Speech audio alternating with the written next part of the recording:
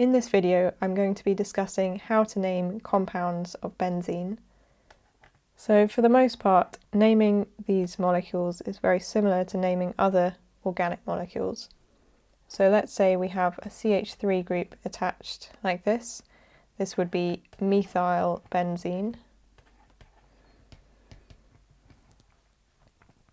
If we were to have a chlorine attached, like that, this would be chlorobenzene.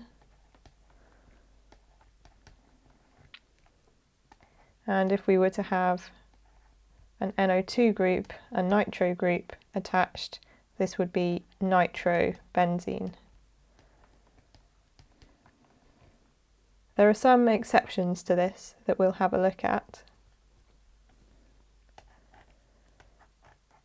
So if we have an NH2 group, an amine group attached, this becomes phenylamine.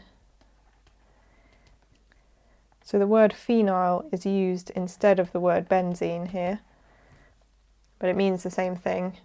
It just goes at the front of the name instead of at the end. And similarly, if we were to have an OH group attached, this is called phenol. So what about if you have several substituents attached to your benzene ring? So let's say we've got a CH3 group here and another one here. So like when naming other organic molecules, you want to give your substituents the lowest possible number. So here I'm going to start with 1, 2, 3, 4, 5, 6. So this is 1,2-dimethyl benzene. So the di is because there are two methyl groups.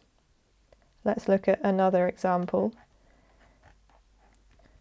So if we have an OH group, and so this is our ethyl group, so we would number our carbons again. So the phenol, the OH has priority.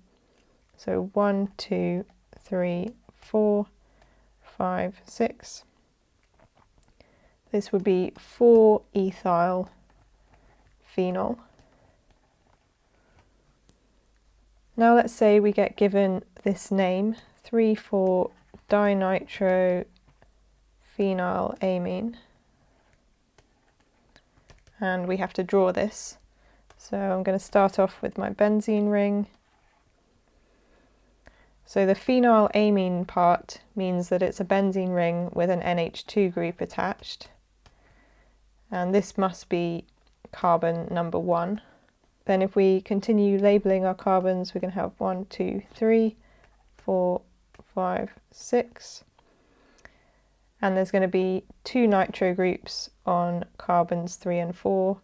So we just add those in, NO2, NO2, and that's our molecule.